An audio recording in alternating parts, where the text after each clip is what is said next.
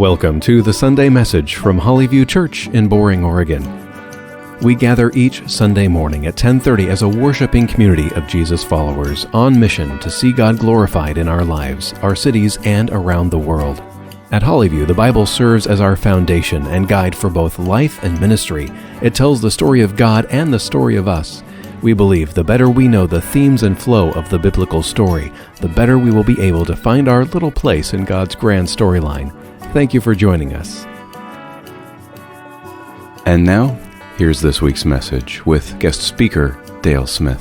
He preaches from Genesis chapter 14 with a message entitled, The First War. It's a privilege to be here, my church, and have a chance to speak and address my own church. So thank you for that opportunity, Joel and whoever else was behind putting me up to doing this. Joel asked if I'd say something about our staff serving in Siberia. And we do have 3 missionary units over there right now. And they made the decision, each one separately, that they weren't going to leave Russia, leave Siberia during the time of this conflict. That was a decision that wasn't made lightly, and I chose to leave that decision with the field director and with each missionary. And they are at risk, and they can't get funds readily. They kind of had planned ahead. Most of them had set aside 6 months of income so they'd be ready. They knew something was coming, and they found some creative ways to get that. But each one has an exit plan if worse comes to worse, and it could happen any time. One of them has a new baby. One married one of the Buryat believers over there in Buryatia, in a city called Ulan-Ude. You've probably never heard of that, but new baby, 2 or 3 weeks old now, and he has to leave the country to extend his visa. He's likely not to get back in. That means this little baby will probably, if they can't get back in, will not be able to meet its grandparents for many years, because he and his wife and this little one will leave. So people make sacrifices, maybe not giving their lives, but even that's potential around the world to try to bring the good news of Jesus to some of them.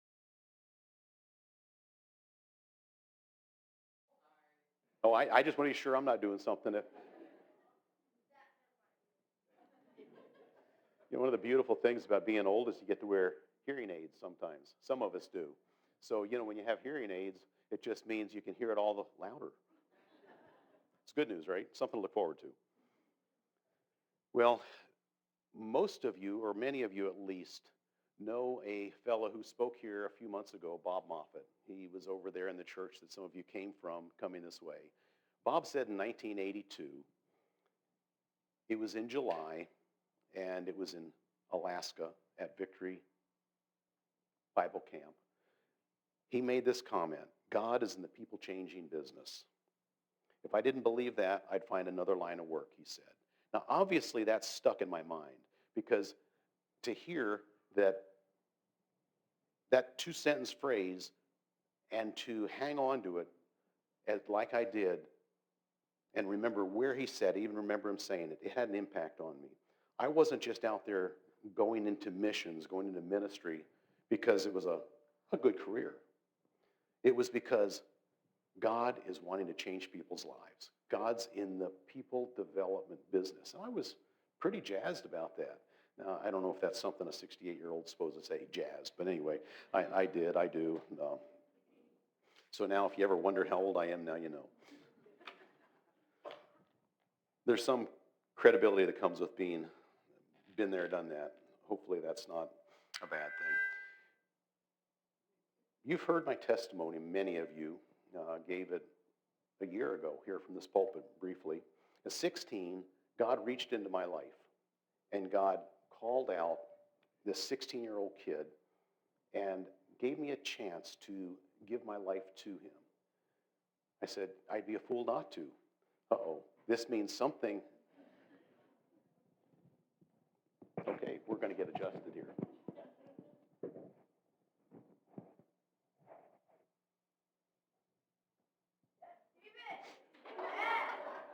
You the man. So 16 years old, gave my life to Christ. Life's never been the same. It was a moment where God reach down into heaven. Do we need to throw this away and just use a hand mic? I'm good with it. Be best? We can do this.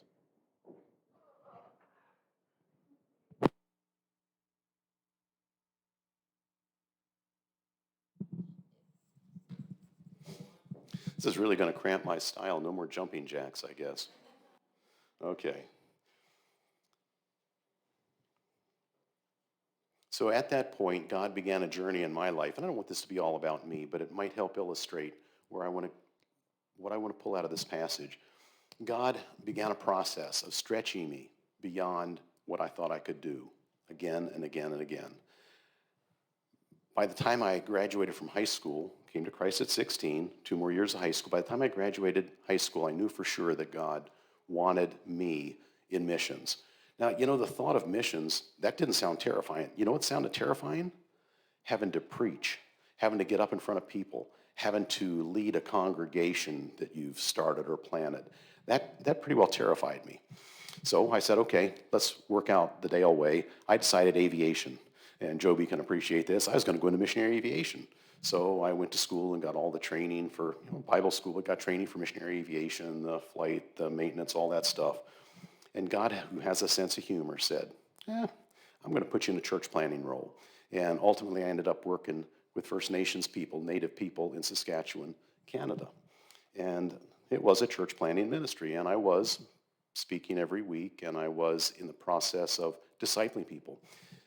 Then I thought, okay, well, you're not going to pull any more of these things. And then God said, oh, Dale, by the way, I want you to become the director for the Canada field for Interact Missionaries across Canada, 4 Western provinces, about 50 missionaries who are church planners, various places. I want you to be responsible for all them. Now, I was like, I don't think so, Lord.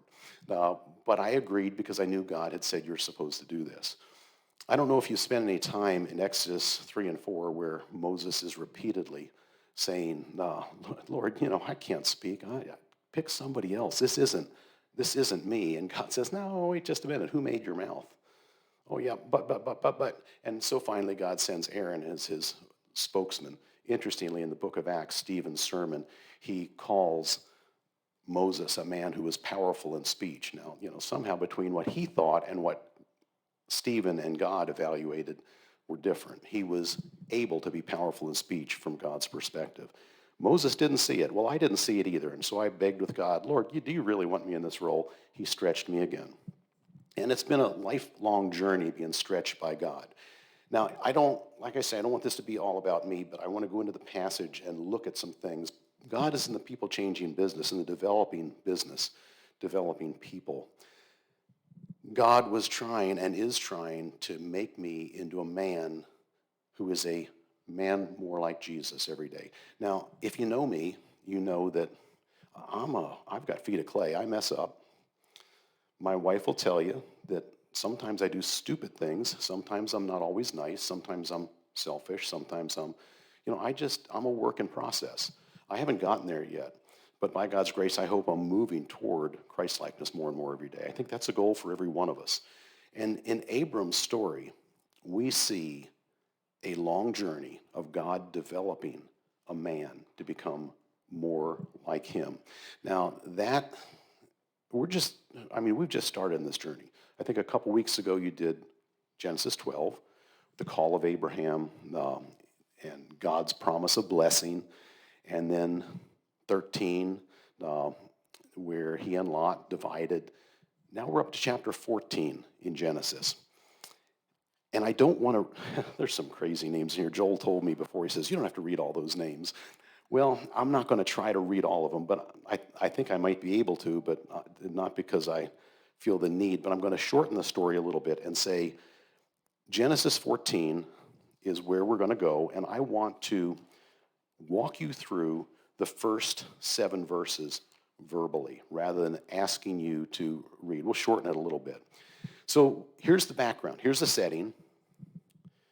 You've got 4 powerful kings, and we'll look at a map later, but you've got 4 powerful kings in Mesopotamia, and that's the Tigris and Euphrates River Valley. It's now modern Iraq, part of Iran, Turkey, Syria. It's north and east of Canaan. Powerful kings. And they'd subjugated 5 lesser kings in Canaan, southern Dead Sea area. 2 of those were kings of Sodom and Gomorrah, and then 3 others. For 12 years, they were subjugated by these northern kings, and they paid homage to them, and I'm sure whatever it was, taxes, but they rebelled in year 13. They said, enough of this. We're not going to do this. Well, it took them a little while. They're a long ways away. They're hundreds of miles away, but they mobilized, and these 4 kings in the north mobilized, and in year 14, they came down, and they were going to teach these people a lesson, in essence. Came down we'll look at it later. They defeated kings along the route and all over southern Canaan, south of the Dead Sea. And then, I better be sure I'm not getting too far ahead of myself.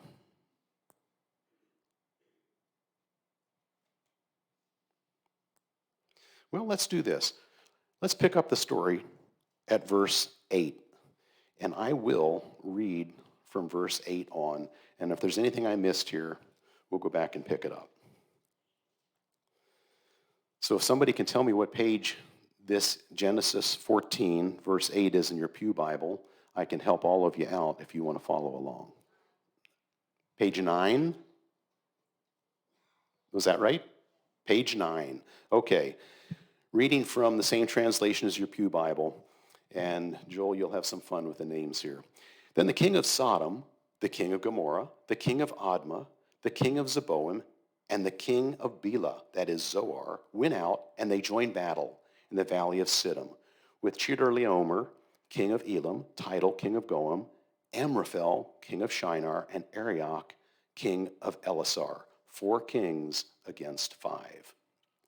Now the valley of Siddim was full of bitumen pits, and as the kings of Sodom and Gomorrah fled, some fell into them, and the rest fled to the hill country. So the enemy took all the possessions of Sodom and Gomorrah and all their provisions and went their way. They also took Lot, the son of Abram's brother, who was dwelling in Sodom, and his possessions, and went their way. Then one who had escaped came and told Abram the Hebrew, who was living by the oaks of Mamre, the Amorite, brother of Eshcol and Aner. These were allies of Abram. When Abram heard that his kinsmen had been taken captive, he led forth his trained men born in his house, 318 of them, and went in pursuit as far as Dan. And he divided his forces against them by night, he and his servants, and defeated them and pursued them to Hobah, north of Damascus. Then he brought back all the possessions and also brought back his kinsman Lot with his possessions and the women and the people. Verse 17, after his return from the defeat of Chedorlaomer, the kings who were with him, the king of Sodom went out to meet him at the valley of Shavah, that is the king's valley. And Melchizedek, king of Salem, brought out bread and wine. He was priest of God Most High, and he blessed him and said, blessed be Abram by God Most High, possessor of heaven and earth, and blessed be God Most High, who has delivered your enemies into your hand. Almost done. Are we still there? You're able to read it as we're going here? The end of verse 20, and Abram gave him 1/10 of everything. And the king of Sodom said to Abram, give me the persons, but take the goods for yourself. But Abram said to the king of Sodom, I have lifted my hand to the Lord, God Most High, possessor of heaven and earth, that I would not take a thread or a sandal strap or anything that is yours, lest you should say, I have made Abram rich. I will take nothing but what the young men have eaten, and the share of the men who went with me. Let Aner, Eshcol, and Mamre take their share. It's a long chapter. There's a story there, and we'll try to go through that story a little bit more clearly and pull out some principles as we walk through it. Let's commit this to the Lord. Father, thank you for your word. I thank you that you promise that it won't return void. So there's power in what you have to say through your word, and I pray that what I have to say will honor what you want said what you want communicated from this book of truth of yours. Thanks, Father. We love you. In Jesus' name, amen. Well, if we can get that map put up, that might make it a little easier. This is a map that I think Joel used. And if you look, the red is not what we're going to look at. If you look at the green, I mean, we can. You can look at the red. It's two tracks going here. Over here in the upper right-hand corner for you, the green arrow starts coming down. That is, up there is Mesopotamia, and those four kings start traveling down the east side, this side of the Jordan Valley, Sea of Galilee, Jordan River, Dead Sea. They travel down there, and they're defeating people all along the way, all through there. They make that big loop. They're doing battle and defeating other little kingdom states there. Well, after they've done all of that defeating in that area, then they head just south of the Dead Sea, and I don't know if you can read it or not. It says the Valley of Siddim. That is the valley where the event takes place, where the battle happens. And the five kings, Sodom and Gomorrah and the two other, they're defeated. And they take off running.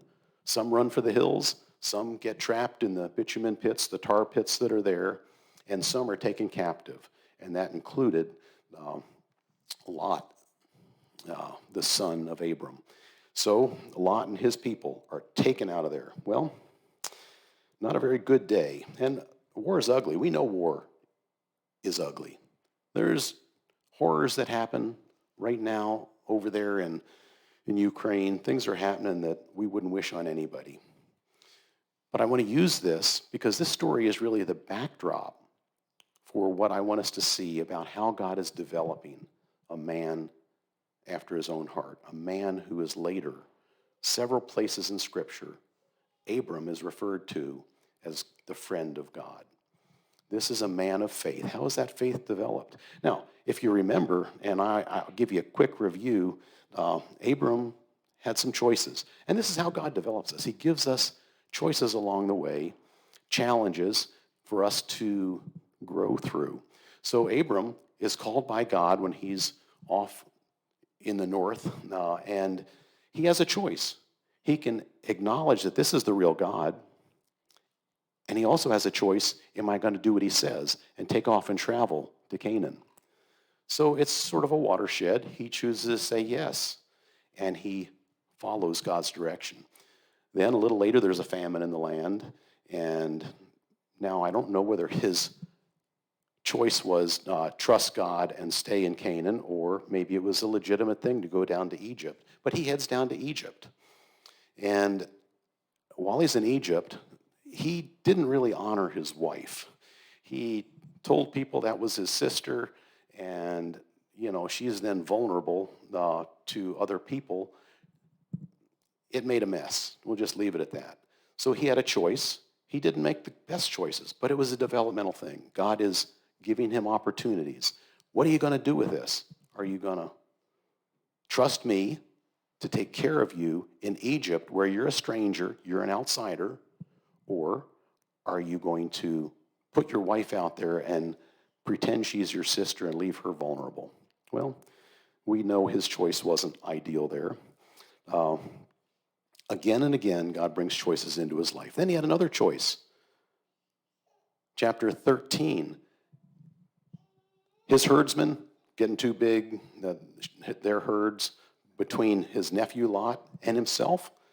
There's just not enough land. They're crammed together. They've got to make a decision. What are we going to do? So now the choice is, do I watch out for number one, or do I let my nephew have first choice? Well, we know the answer. I wasn't even here the last 2 weeks, so you guys can correct me if I got something wrong about chapter 12 or chapter 13, okay? But he had a choice. Do I say, okay, I'll take whatever the leftovers are, or do I say, I want what's mine? I'm the big guy here. Yeah, you're just the tag along. He didn't do that. He responded well. He responded in a godly way this time. God is continuing to develop them, giving them opportunities. Well, I need to get into this very important, very key piece. I want to read, I don't know if we have it on the, I don't think I asked you to put this much in there, but I'm going to read chapter 14, verses 17 to 20. So in that same passage, if you're in your Bible, or if we can get 17 to 20 up there, if not, just listen. This is a key section. After his return from the defeat of Chedorlaomer and the kings who were with him, the king of Sodom went out to meet him at the valley of Shaveh, that is the king's valley. And Melchizedek, king of Salem, brought out bread and wine. He was the priest of God Most High. Now let me give you a little bit of background here. This war took place when Abram heard that Lot had been taken captive. He mobilized. He got 318 men, as we read in the passage. These were men, retainers, actually, the Hebrew talks about. These were men, they were retainers, but they'd been in his household, so they grew up. They were born into his household and grew up there. This wasn't a man who was unpowerful. This man had lots of resources around him. 318 men in his own house. And he also got these other 3 Amorites to join with him, who he was in some kind of covenant apparently with. And together they went in chase of these 4 kings from Mesopotamia.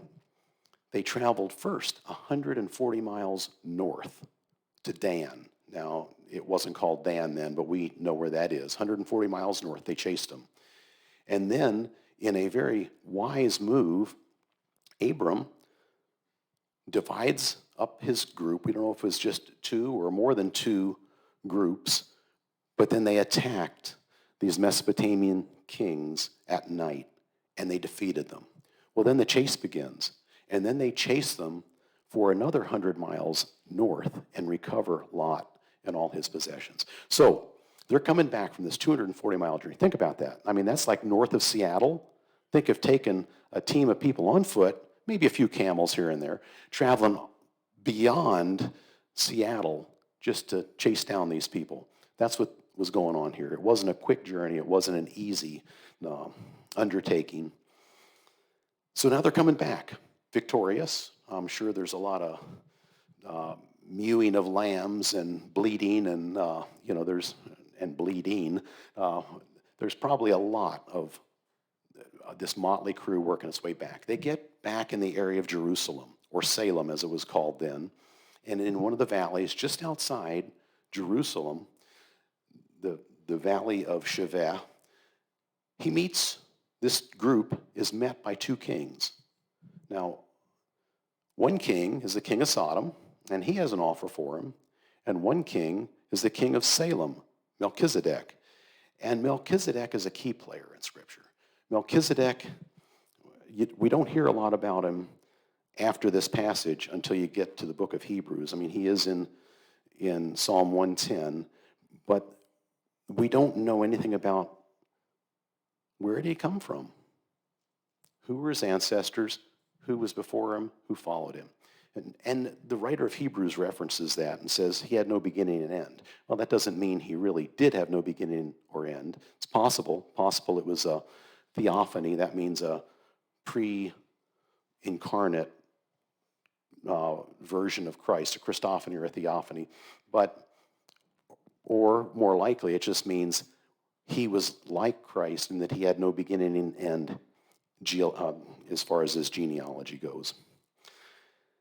Well, I got to decide. You'll find this interesting before I go any further. Dean said something. He used to go to a church where the pastor never prepared anything. He'd get up there and just preach. And I thought, that could be pretty scary.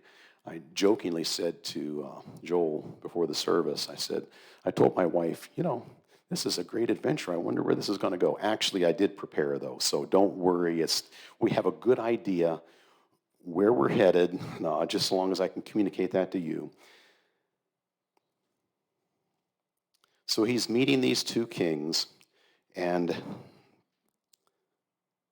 the first king who meets him is mentioned in verse 17 is the king of Sodom. Melchizedek, then, king of Salem, brought out bread and wine. What does that make you think of? Where do we use bread and wine? Celebration of the Lord's Supper, which we'll be doing after this service. This is a picture of that, I believe, and is referenced further on in Scripture again and again. But Melchizedek blessed them and said, "Blessed be Abram, by God Most High, possessor of heaven and earth." Okay, God Most High, El Elyon, God over all, God Most High. "And blessed be God Most High, who has delivered your enemies into your hand." And Abram gave him a tenth of everything.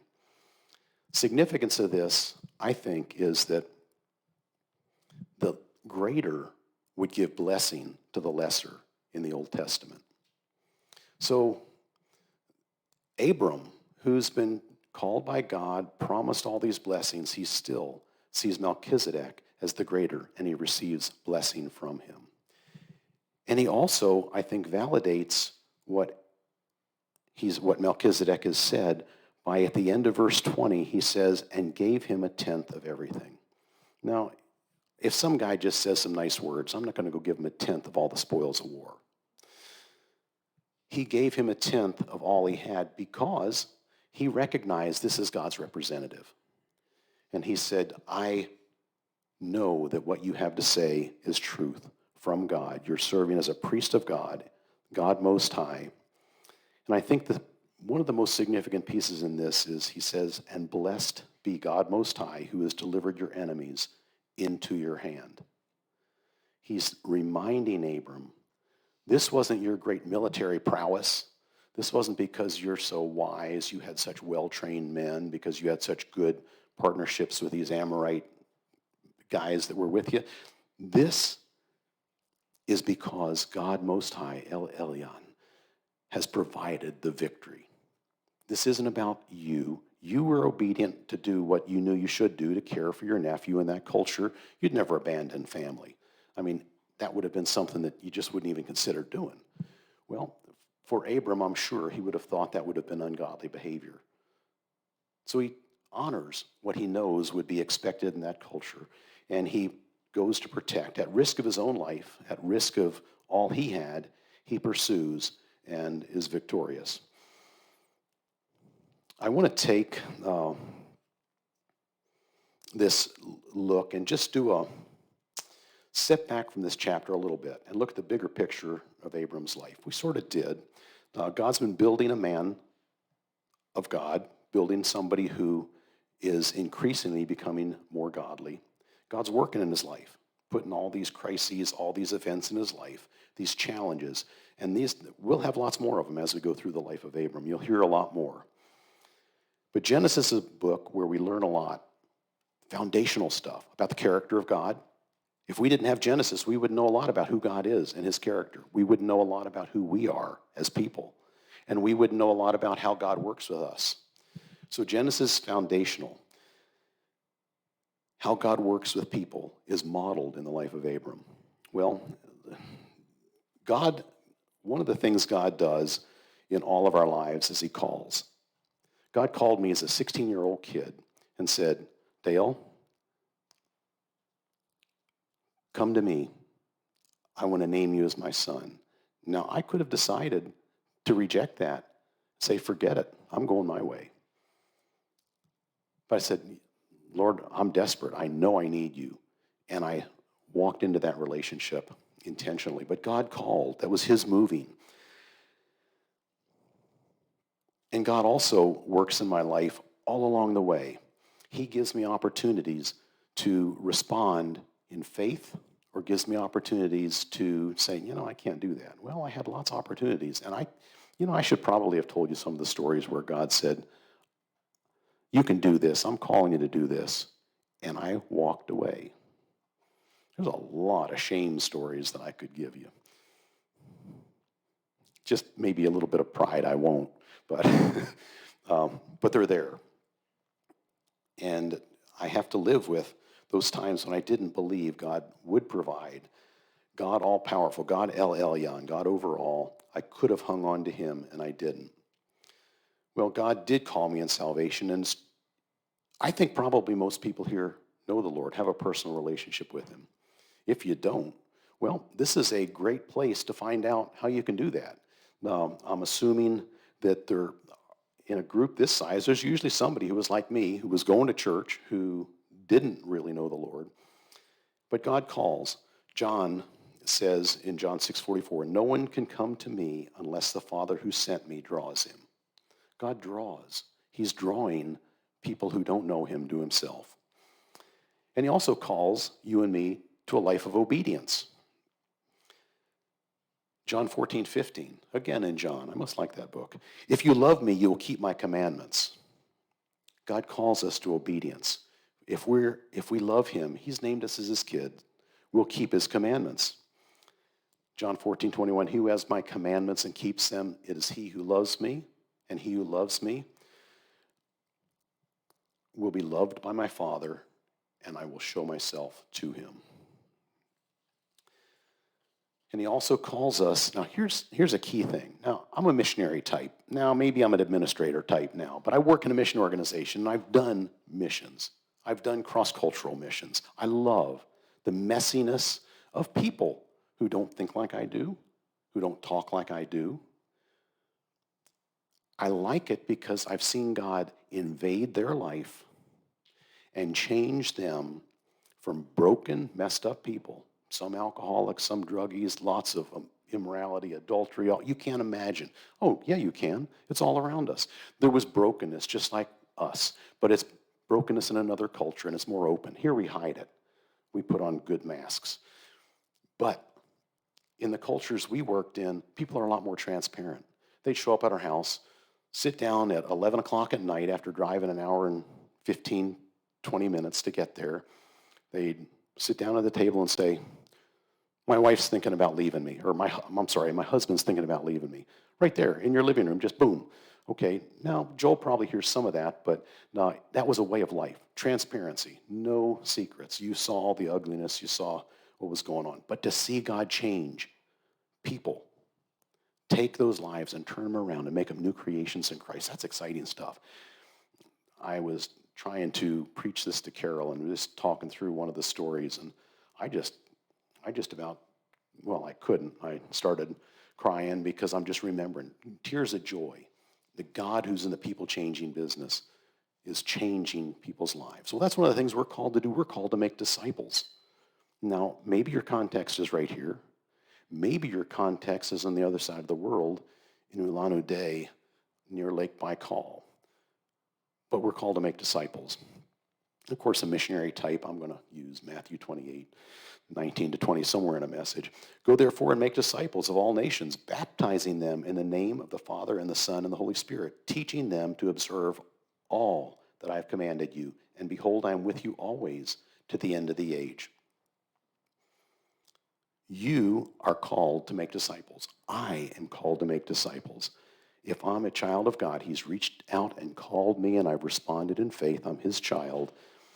I'm called to walk in obedience, but I'm also called to make disciples. Now, you might say, that sounds good. You're up there, you're talking. I'm not sure I know how that works out in my life. I think one of the things that I really like in this passage is the reminder. Melchizedek makes the statement. He says, and he blessed him and said, blessed be Abram by God Most High, possessor of heaven and earth, and blessed be God Most High, who has delivered your enemies into your hand.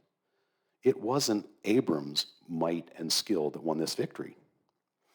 Sure, he obeyed and he went out in the confidence that God was going to be with him, that God promised to make a great nation out of him. You got to be alive to do that, I think, as a general rule. So he went out with confidence that God was with him, but he is reminded by Melchizedek, and the truth is there, that what was accomplished by God. He has delivered your enemies into your hands. Now, I want to take that thought and go just a little bit further with it. Me, who has often thought I couldn't do things, I wasn't able, didn't have the wisdom, the ability. Uh, Moses, who didn't think he could do things, couldn't speak. Well, if I pull back the curtain and I see what God's doing, I realize that it really isn't about me anyway. My responsibility is to be obedient to what he's called me to do. His responsibility is to take care of the outcome. That's pretty freeing. I don't have to worry about how I look in this. I just obey and trust that God is going to accomplish his purposes. So, God is the one who empowers. He's the one who gave Abram the ability to do what he did in defeating these 4 powerful kings.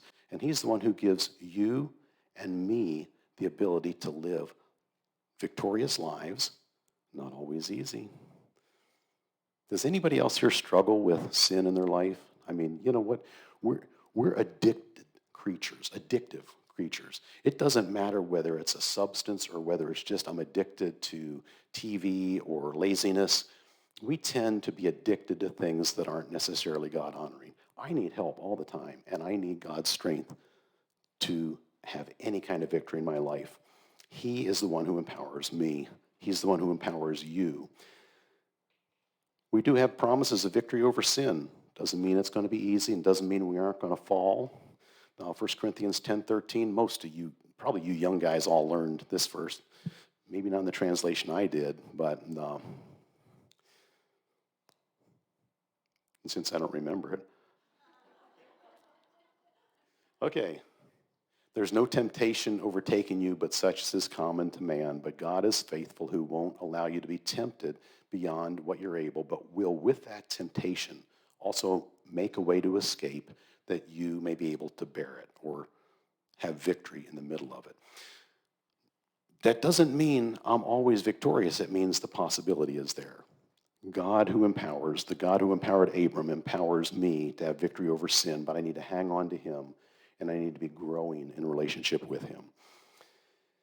Also, I think he gives us the ability to make disciples. Now, how do you make a disciple? Well, I think having a relationship with people. You know how I made disciples?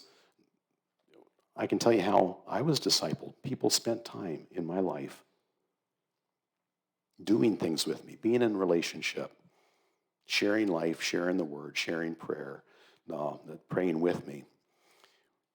Carol said one time, you didn't have any idea, just recently, she said, you didn't have any idea how to go about church planning with Cree, First Nations people or Native people in Canada. I said, well, I had a little bit of an idea because I'd had people investing in my life in discipleship, getting me into the Word, meeting with me to talk through what that Word had to say, holding me accountable for things. And that's all I knew to do. So I show up in this place where there's a scattered Christian here and there and a lot of non-Christians. What did I do? Well, I just did what had been done with me. I said, Lord, give me grace, give me wisdom, give me connections, and build relationships and spend time with people. Jesus said in Matthew, he said, follow me and I'll make you fishers of men. And I think that's step one, is having relationships, being a fisher of men, and then building into that relationship what it means to be a Christ follower. You know, it's scary when you've got a lot of pages of notes, but I don't think we don't have to worry a whole lot. I am going to, they put a picture up there. Oh yeah, let me just, I drank an extra cup of coffee and my wife said, I was joking. I said, hey, I'll drink an extra cup of coffee so we'll be sure to get things done in time. And she said, oh no, don't do that. You'll get going like this. I've done that before. I was on cold meds at a place where I was speaking for our staff, and she said it was pretty scary. So hopefully that caffeine won't do quite that for me, we trust. That picture that you see up there, I know you can't believe that's either one of us. No, one of those is me, believe it or not, back when my hair was a different color. Had a chance to just leave that picture there, but I want to back up before I go into that and say, these kings, I want to unpack this a little bit further. These kings and what came out of that meeting. Verse 21 of Genesis 14. And the king of Sodom said to Abram, give me the persons, but take the goods for yourself. Okay, so to the victor go the spoils. He had the right to have all of the spoils of war that he got. And the king of Sodom says, you just go ahead and take it. He chose to give up the honor and the wealth that came with taking those spoils.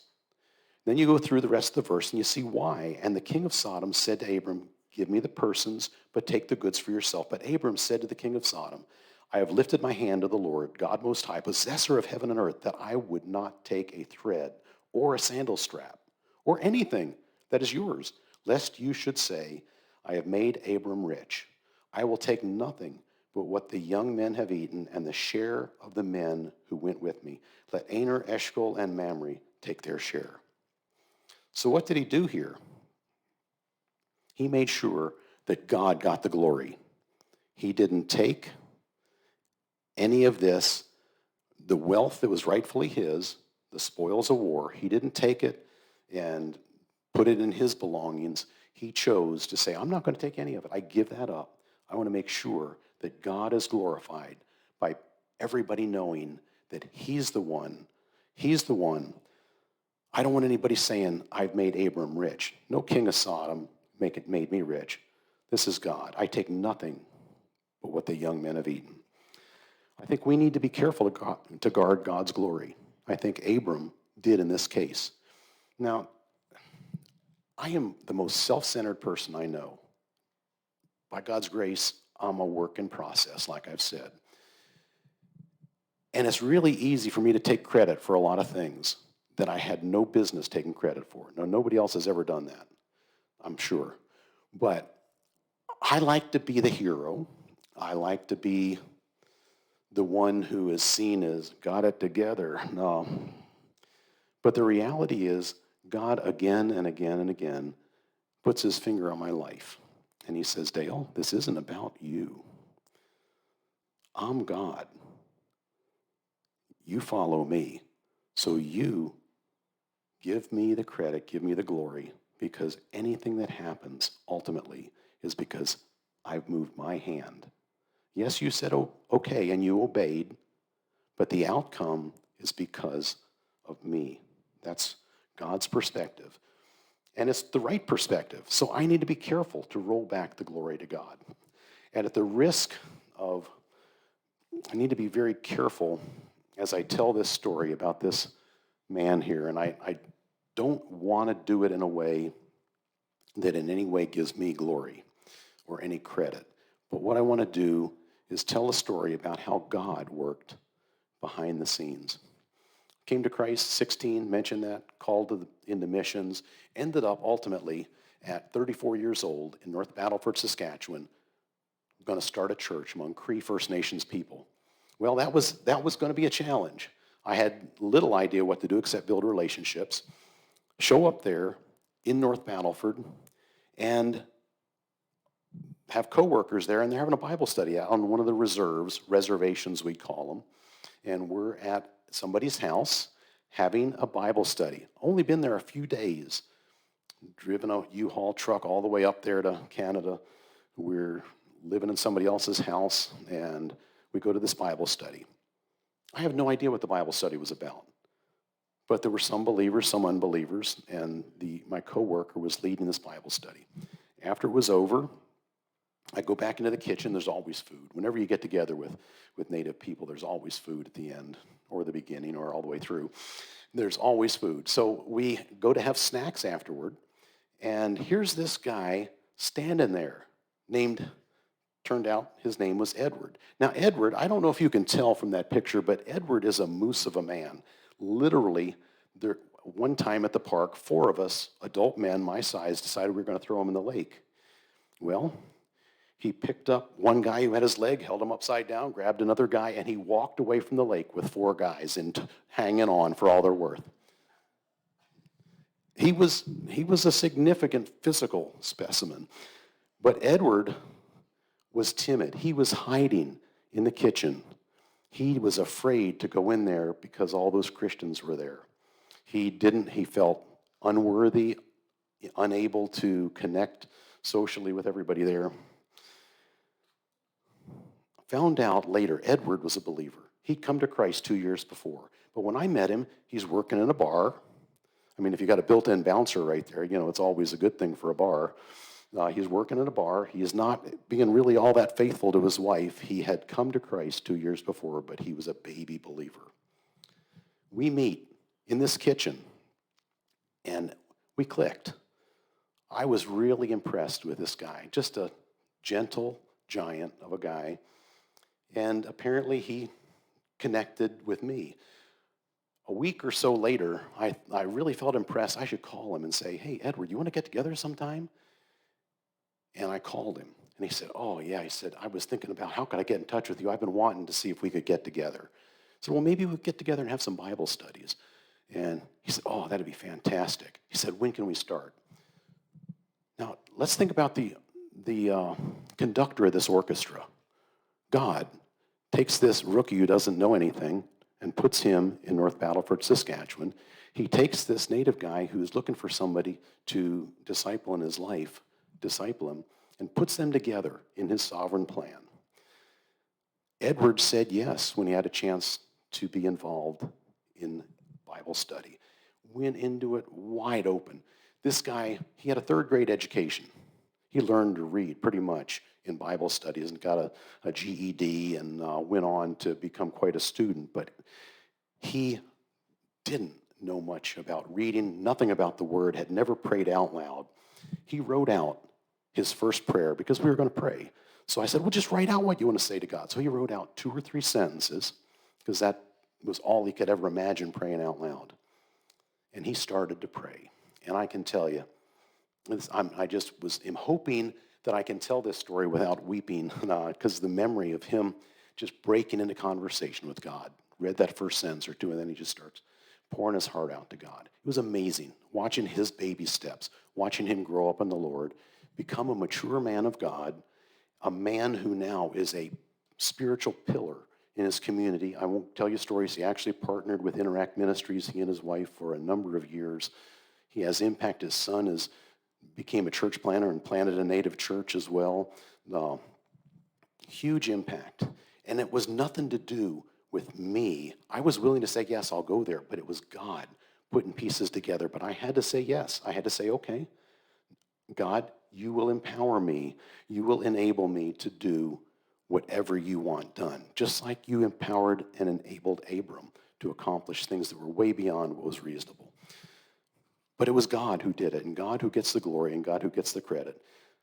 Edward still is walking with the Lord, still a tremendous testimony for the Lord, and God did that. And I just rejoice in knowing that I got to be a little tiny bit player in that. Well, I need to land this plane because Joel said I only have an hour and a half. What was that you were getting ready to throw at me? Anyway, well, you've been very patient, and I want to say there's a dozen or more ways you could unpack this chapter, and I haven't really done it justice. But I've looked at it from a perspective of basically the application of how, there's too many pages here. You ever have too many pages of notes? I need to be like that pastor you were talking about, Dean, who just got up and spoke. Then you don't have to worry about getting lost in your notes, right? God calls. We need to respond. He calls in salvation. He calls in saying, I want you to make disciples. I want you to walk with me. He may call you to ministry full time. I don't know, but God calls. Be sure to respond with yes. God empowers whatever he calls you to do. And some things we know he's called us to do. We know he's called us to walk in obedience. He'll empower you to do that. And God also is worthy of the glory. And we need to make sure we always roll back the credit on him. Don't be glory hogs. We need to learn that it's not really about us. It never was. It's about him, and roll it back and give him the glory. Well, I'm going to land this plane. You can appreciate that phrase, Joby. Now we're going to move into a time of communion, and Pastor Joel is going to come up and lead us in that. So.